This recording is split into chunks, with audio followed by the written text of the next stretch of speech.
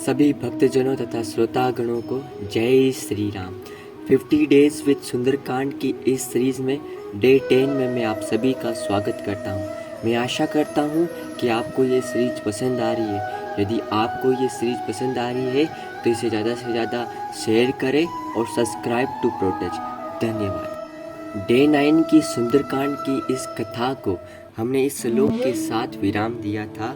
मुनि पुलसित निज संशय सन कही पठैय बात, तुरत सो में प्रभु सन कही पाई सुवस्तु तात। इसका भावार्थ और आगे हम इसी दोहे के साथ डे 10 की कथा का शुभारंभ करेंगे। जय श्री राम।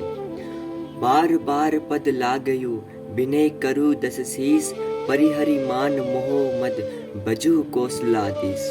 मुनि पुलसित निज संशय सन कही पठैय बात, तुरत सो में प्रभु सन कही पाई सुवस्तु तात।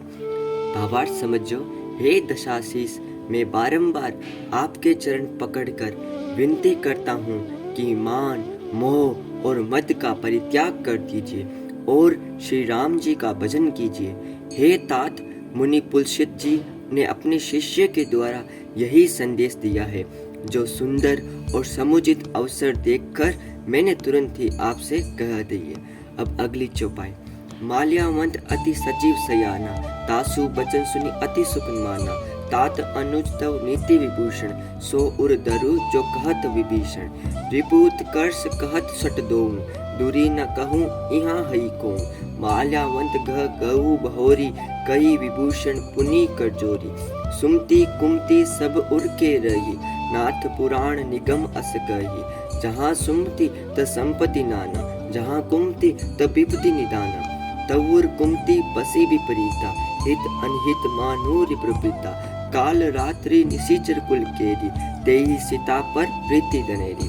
अब इसका भावार्थ समझना। माल्यावान रावण का एक बुद्धिमान और नीति निपुण मंत्री था। वो विभीषण की बात सुनकर मन ही मन में बहुत आनंदित हुआ।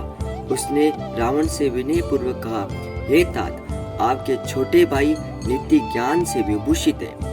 ये जो कह रहे हैं उसे हृदय से स्वीकार कर लीजिए। रावण ने क्रोधित होकर कहा, ये दोनों मूर्ख हैं जो शत्रु की महिमा का गुणगान कर रहे हैं। यहाँ कोई है जो इन्हें दरबार से दूर करे।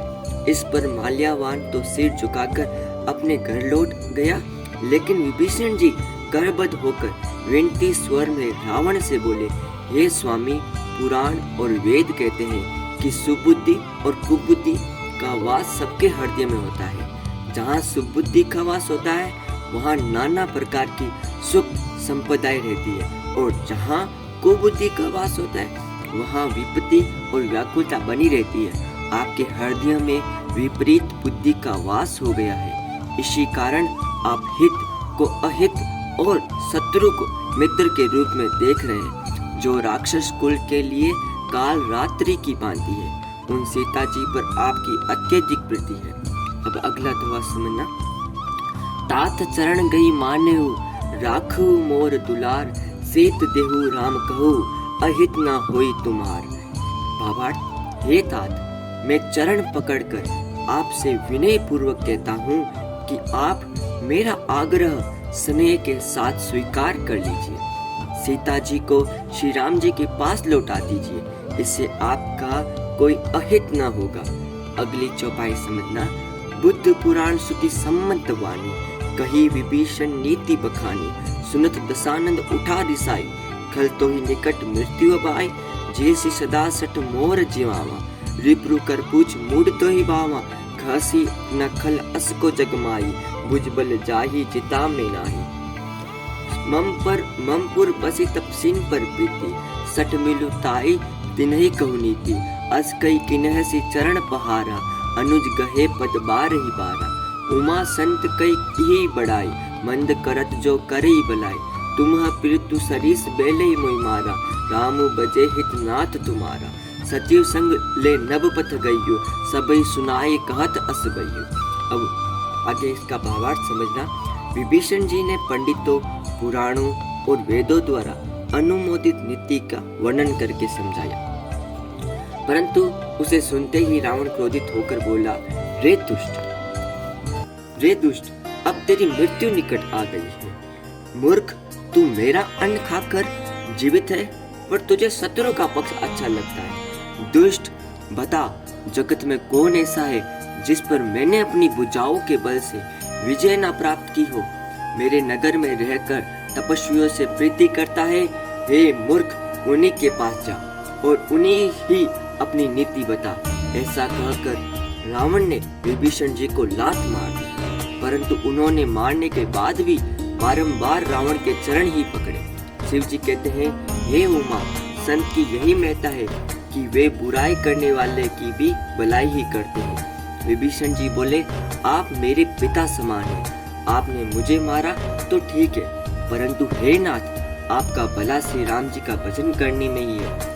यह कहकर विभीषण अपने मंत्रियों के साथ आकाश मार्ग में गए और सबको सुनाकर कहने लगे, दोहा। रामो सत्य संकल्प प्रभु, सभा काल बस तोरी।